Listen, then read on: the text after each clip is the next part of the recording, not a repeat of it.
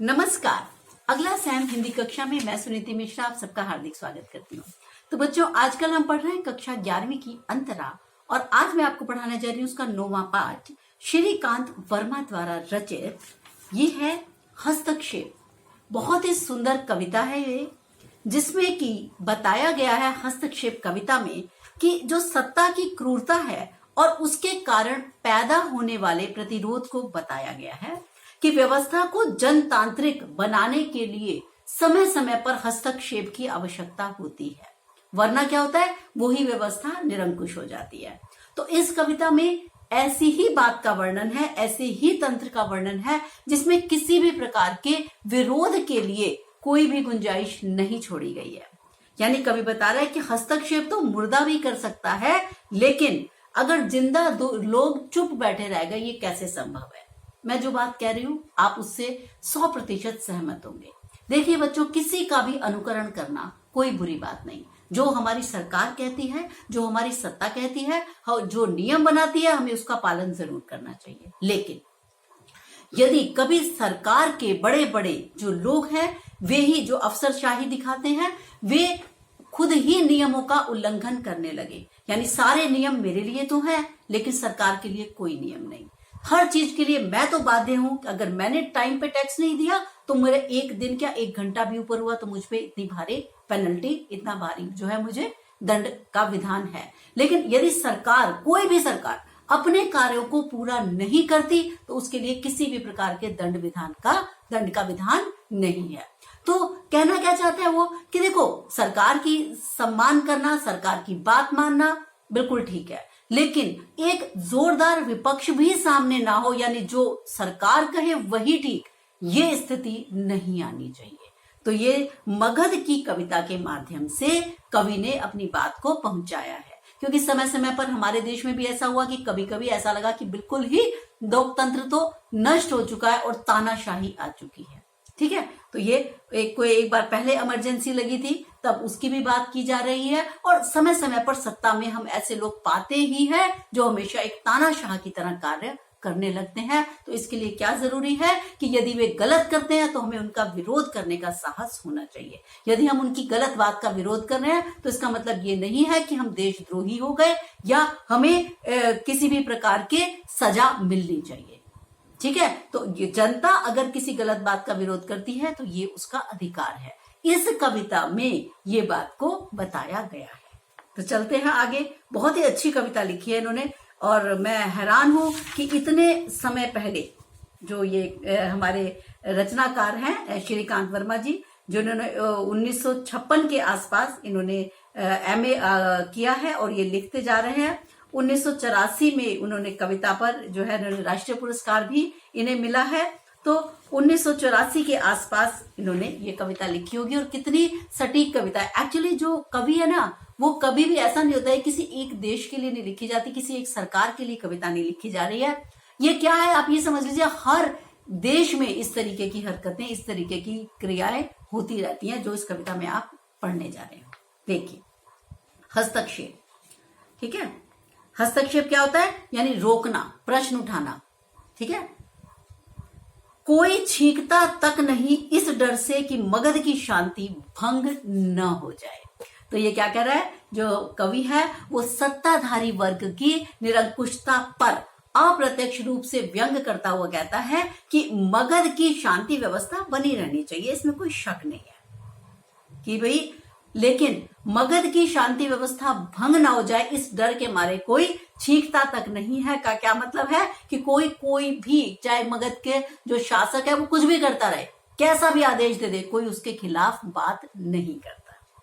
मगध को बनाए रखना है तो मगध में शांति रहनी ही चाहिए, यानी शांति के नाम पर शासक वर्ग जो प्रजा है उसको बिल्कुल चुप करा के बिठाकर रखता है। ठीक है, यानी उनकी अभिव्यक्ति की क्षमता पर नियंत्रण लगा दिया जाता है। आगे वो क्या कह रहा है, मगध है तो शांति है, कोई चीखता तक नहीं इस डर से, यानी मगध है तो शांति तो बनी ही रहेगी। कोई भी नागरिक इस प्रतिबंध पर आवाज नहीं उठाता। क्यों? क्योंकि सब भयभीत हैं, डरे हुए हैं। इस डर से कि मगध की व्यवस्था में दखल न पड़ जाए, मगध में व्यवस्था बनी ही रहनी चाहिए। यानी उसे डराया जाता है कि यदि तुमने किसी भी बात का विरोध किया, तुमने कोई आवाज उठाई, तुम में से कोई जोर से छींका, जोर से छींकने का क्या मतलब है कि तुमने कहा नहीं सरकार तुम ये गलत कर रहे हो, तुमने हमारे किसी भी गलत कदम पे आवाज उठाई तो शासन व्यवस्था में विघ्न पड़ जाएगा, साधारण जनता को रुकावट आ जाएगी। तो साधारण जनता को इस प्रकार की बातों से डरा धमकाकर चुप बिठा दिया जाता है कि हम जो भी करें सब सही है, तुम्हें कोई हक नहीं कि तुम आवाज उठाओ।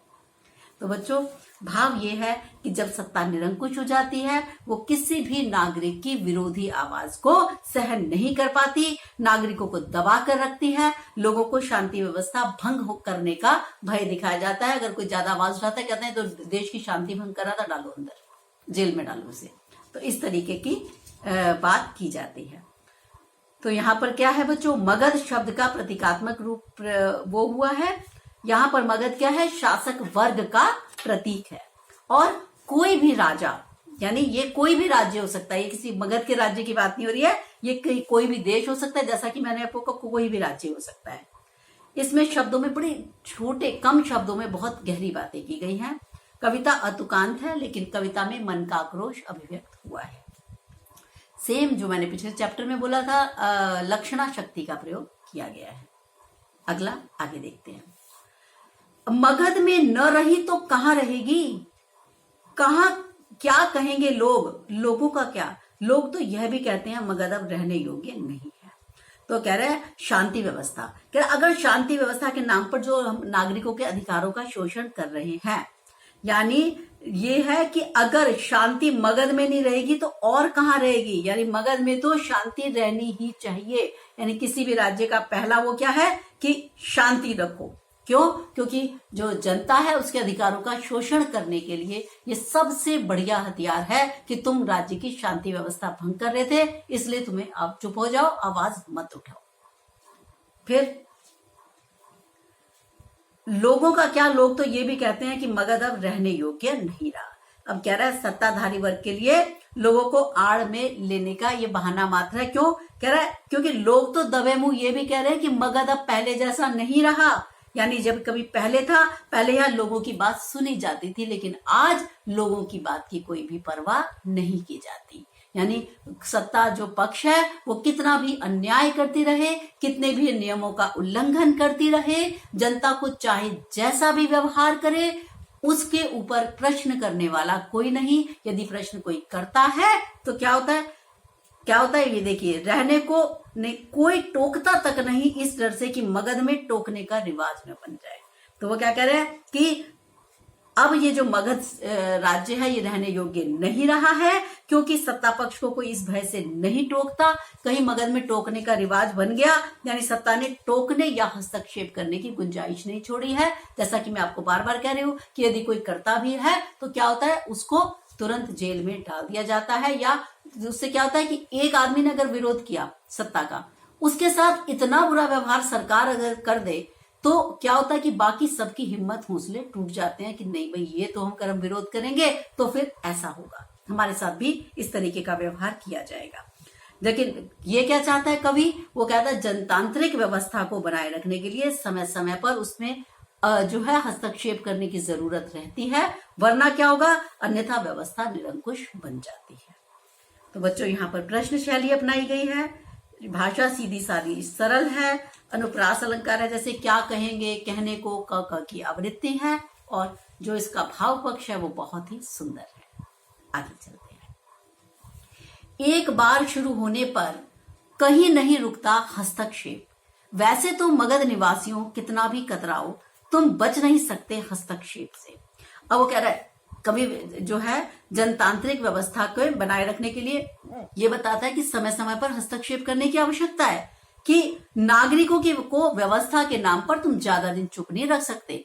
ज्यादा जितना कहते हैं जितना दबाओगे आप उसको, जनतंत्र प्रणाली है, या यदि आप जनता की बात बिल्कुल नहीं सुनोगे, उसको जितना दबाओगे उससे क्या होगा, उससे और अव्यवस्था फैलेगी, क्योंकि लोगों के अंदर का आक्रोश किसी भी रूप में प्रस्फुटित होगा। तो कह रहा है वैसे तो मगध वासियों कितना भी कतरा लो तुम बच नहीं सकते हस्तक्षेप से। यानी अगर एक बार नागरिक अपने अधिकारों के प्रति सचेत हो जाए और वो शासना शुरू कर देगा तो ये सिलसिला रुकने का नाम नहीं लेने वाला है। उनका हस्तक्षेप करना उचित भी है। अभी कह रहा, जब कोई नहीं करता तब नगर के बीच से गुजरता हुआ मुर्दा यह प्रश्न कर हस्तक्षेप करता है कि मनुष्य मरता क्यों है। कह रहा है, सुनो सत्ताधारी, तुम कितना भी बच कर चलो, लेकिन तुम इस हस्तक्षेप से नहीं बच पाओगे। हस्तक्षेप करने से बचते हो तो नगर के बीच चलने से गुजरने वाला हस्तक्षेप कर सकता है। और तो ये बताओ, जब एक मुर्दा भी पूछ सकता है तो बताना जरा, तो ये बताओ कि जिंदा लोगों को तुम कब तक जो है चुप करा के बिठाओगे। जब एक मुर्दा जा रहा होता है तो कहीं ना कहीं हमारे मन में ये बात आती है ना कि जो मर गया है, क्या मरना वाकई में जो हमारी सबकी जीवन का एक अंत यही है। तो कहता है, मुर्दा बिना पूछे भी एक प्रश्न पूछता है हमसे। जबकि हम किसी की मृत को देखते हैं, उसका ये जो है मृतक शरीर को देखते हैं, तो हमारे मन में एक प्रश्न जरूर आता है कि क्या मरना इतना जरूरी है, सभी के लिए मरना जरूरी है। तो कह रहे, जब एक मुर्दा ये प्रश्न तुम्हारे दिमाग में छोड़ जाता है तो तुम ये बताओ सत्ताधारी लोगों, जहां इतने सारे जिंदा लोग रहते हैं, तुमसे प्रश्न नहीं पूछेंगे? ये तो प्रश्न पूछेंगे और तुम्हें उसका जवाब देना होगा। हर सरकार जवाबदेही रहती है इस बात के लिए, चाहे वो कोई भी सरकार हो, चाहे वो कितने भी अच्छे काम कर रही हो, चाहे वो कितने भी बुरे काम कर रही हो, लेकिन उसको आंसरेबल जिसे कहते हैं, उसको जवाबदेह होता है, रहना ही चाहिए अपने प्रजा के प्रति। तो कवि ये कहना चाहता है कि हस्तक्षेप करना सरकार के कामों में, ये जन सत्ता जो हमारी जनतांत्रिक व्यवस्था है, उसका ये जन्मसिद्ध अधिकार है। कोई भी निरंकुश कितना भी बन जाए, सत्ताधारी हमारी जनता से ये अधिकार नहीं छीन सकता। तो बड़ा सुंदर, बड़ी अच्छी बात इन्होंने की है कि जनतांत्रिक शासन व्यवस्था में शासक वर्ग के कर्मियों और जातियों की ओर उंगली उठाना नागरिकों का जन्मसिद्ध अधिकार है। उस अधिकार का प्रयोग करना आवश्यक है। मुर्दों की तरह हम नहीं बैठ सकते। आज आप देख रहे हैं, हम सभी कोरोना संकट से जूझ रहे हैं। आज की डेट में हमें कोई फर्क नहीं पड़ता कि कहां पर कौन सी सरकार है। आज जहां आप देख रहे हैं कि सांस लेने के लिए ऑक्सीजन की कमी, अब हमें कोई फर्क नहीं पड़ता सरकार, केंद्र सरकार उसको मुहैया कराए या राज्य सरकार कराए। आज की तिथि में आप देखते हैं कि हमें किसी भी प्रकार से इस रोग से मुक्त होना है। हम तो ये चाहते हैं कि सभी सरकारें मिलकर एकजुट होकर पहले इस वैश्विक जो आपदा आई है उसका सामना करे, उसके बाद कोई राजनीति करे। हमें नहीं सुनना कि कौन सा काम किसने ज्यादा किया, किसने कम किया, नहीं किया, कुछ नहीं सुनना चाहते। हम क्या चाहते हैं? हम सिर्फ ये चाहते हैं कि ये जो महामारी है किसी भी प्रकार से हमारा छुटकारा इससे मिले। प्लीज इस वक्त कृपया करके सभी सरकारें यदि एकजुट होकर कार्य करें, तब जाकर हम लोग ये समझ सकेंगे कि हमने जिन लोगों को अपने जो वोट दिया था, जहां पर हमारी जो भी सत्ता में लोग हैं, वे हमारी समझदारी से देश को आगे सुचारू रूप से चला सकते हैं। तो ये है कि हस्तक्षेप कविता बहुत बहुत अच्छी कविता है ये, और आप इसको अच्छे से करके जाइएगा, ठीक है, और इम्पोर्टेंट भी है। तो अब इसके बाद हम आपको मिलेंगे अगली पुस्तक के साथ। तब तक के लिए मुझे आज्ञा दीजिए। नमस्कार।